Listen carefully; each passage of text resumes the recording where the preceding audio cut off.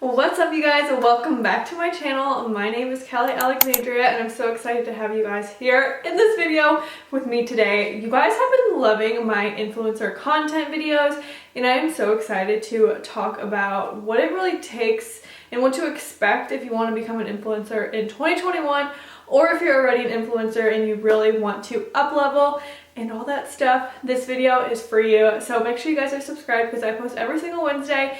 Give this video a like if you end up enjoying it, because that helps me, it supports the algorithm, and gets this video pushed out to more people. So please give me a like as well. And if you find that you have a really burning question that you want to ask and I don't cover it in this video, please leave me a comment. I'm always in the comments talking to you guys and listening and learning, and I'm so excited to be sharing this information with you today because I'm so passionate about entrepreneurship and blogging and content creation, and I have been doing it for 6 years.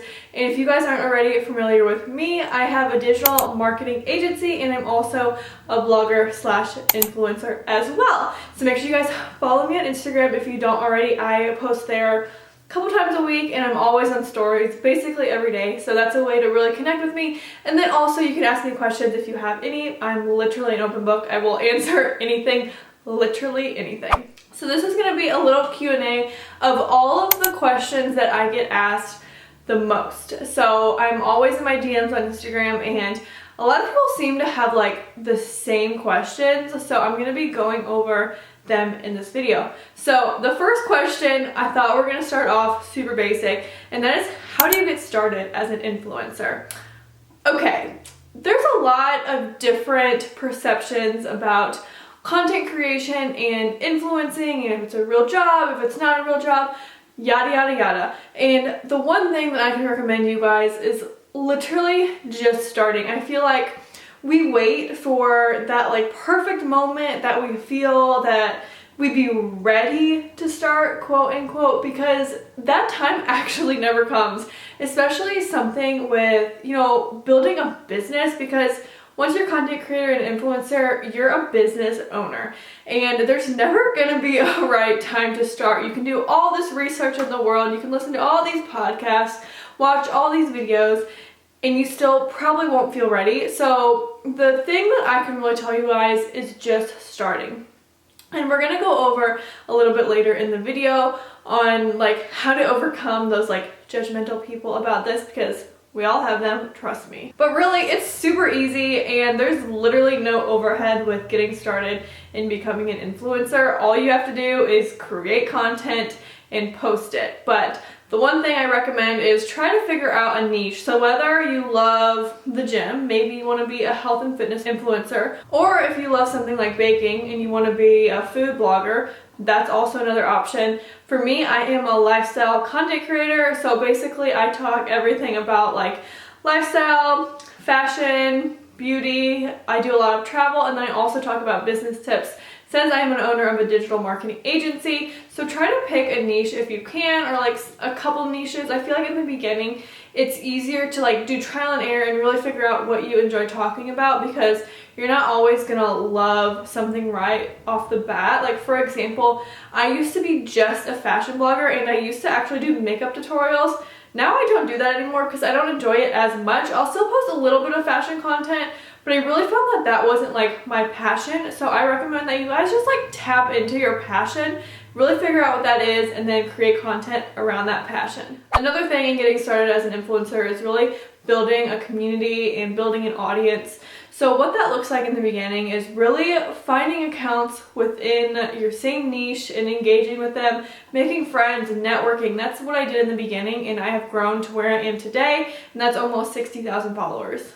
The next question is, how do you overcome people judging you? Oftentimes, people are judgmental with things that they're not familiar with, and that's human nature. And unfortunately, people like to voice those opinions more times than not, and I have definitely struggled with it in the past. But just making sure that you know that you're doing this for you and not validating somebody else. Most of the time, this really comes from insecurities of other people. So for example, they might have wanted to start something like you're doing, but they don't have the confidence and the bravery that you have. And that's another really big thing that I've seen, is that people just get really jealous of you and your journey, and unfortunately that just happens. But women supporting women. You are the only one who can achieve and pursue your dreams. Nobody else is gonna do it for you. I saw this TikTok the other day, and it was basically just saying, like, you're the one who has to get yourself out of bed. You're the one who has to accomplish your goals. You're the one who has to strive for what you actually want in life. And that is so true. Like, nobody else is gonna do it for you. And a lot of people don't actually understand that, but you are there for you and no one else. Another question that I got asked pretty often is, how do I have content to post every day?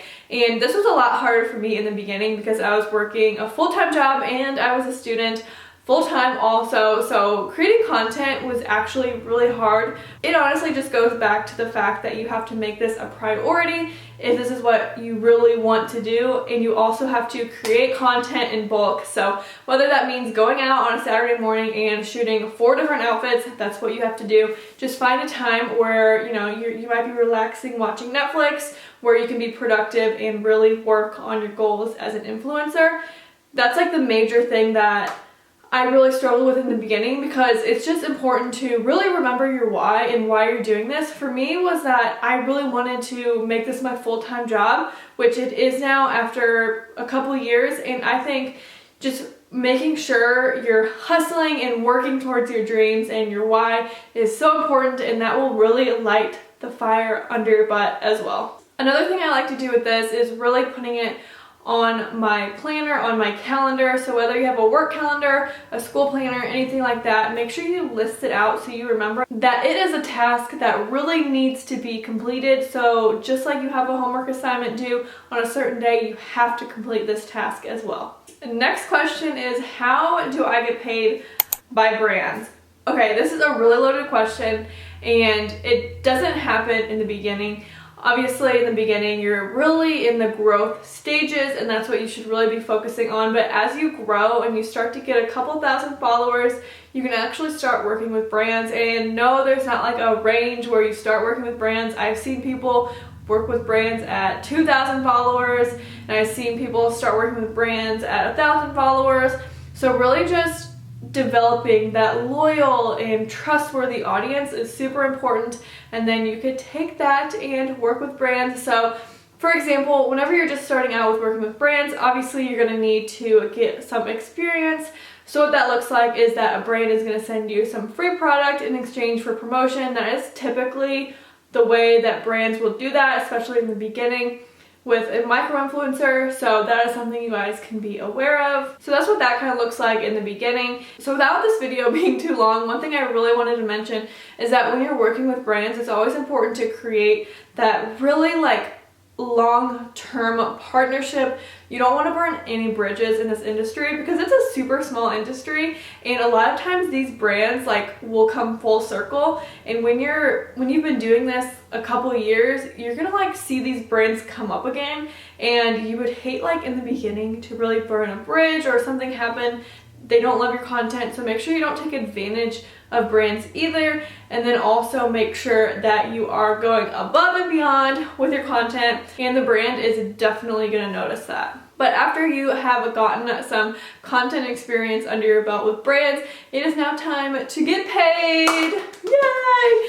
Okay, this is like one of the most exciting things about being an influencer, and I think my very first paid campaign was with Jord watches. I'll try to like find the photo and put it here for you guys, but that was like the one campaign. I think I got paid like $100, and that campaign was like the pivotal point for me, because I'm like, wow, like I have been working so hard for this, and obviously like I worked a lot harder in the beginning to just be getting paid $100, but like that was one thing that I'm like, wow, I think I have really like, I'm doing this. Like I have been doing it, like I'm doing it, and it was just something that was just so exciting to me. But anywho, either a brand reaches out to me or I reach out to a brand, and now I actually have an amazing assistant who helps me with pitching on my behalf. So that is amazing, but usually that's how it works. And then you give them a rate range, and you might have heard a media kit and a rate sheet. I don't recommend sending over like specific rates like right in the beginning, realistically what you want to do is get the brand to really give you a payment or like a range of what they're thinking, because depending on if your rates are lower than that, it can really give you like exposure to be getting paid a little bit more.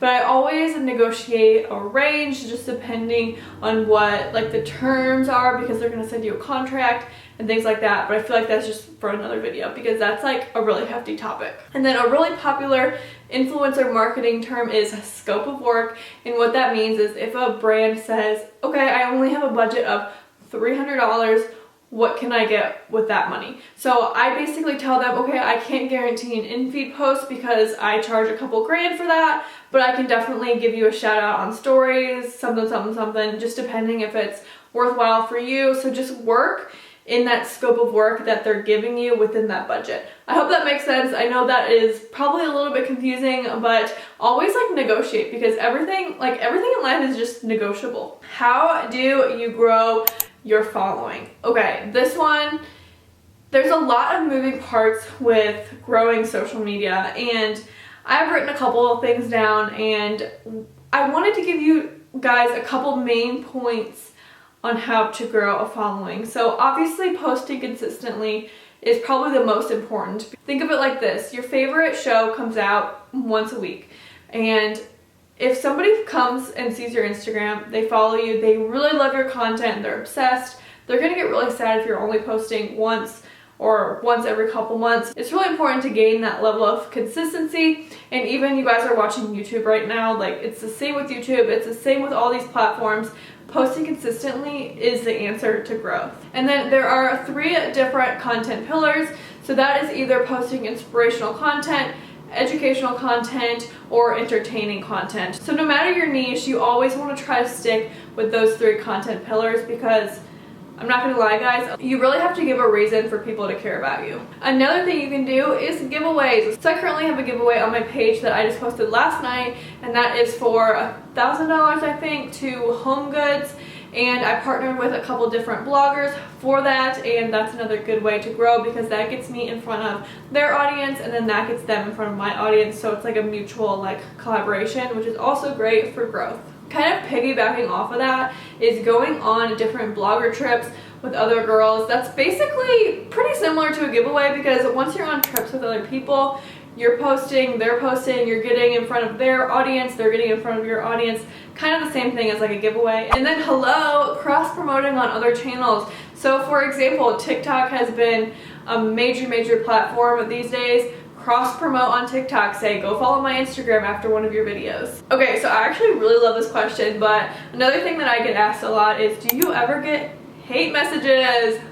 Yes, of course. Like, and it's so funny, and I used to definitely get discouraged whenever I got like hate messages and stuff, and I feel like YouTube and TikTok are the ones where I would get hate messages and like really, yeah. But Instagram is not as bad, but TikTok is really bad. Obviously, if you have a video that kind of goes viral, people just have no shame on that app. And then also YouTube, I've gotten a death threat before, and it's just important to like remember, like, these people are literally sitting behind their screen, probably jealous of what you're doing. It kind of goes back to people judging you. It says a lot more about them than it does for you, and that's just something to remember, because a lot of times those profiles are just like, they don't have a profile photo and they're not real profiles. They probably just like comment hate on all types of people. So it's super common, but yeah, that's kind of what I think about hate. So I definitely think you shouldn't get too worked up about it, because it's really not worth it. And do I need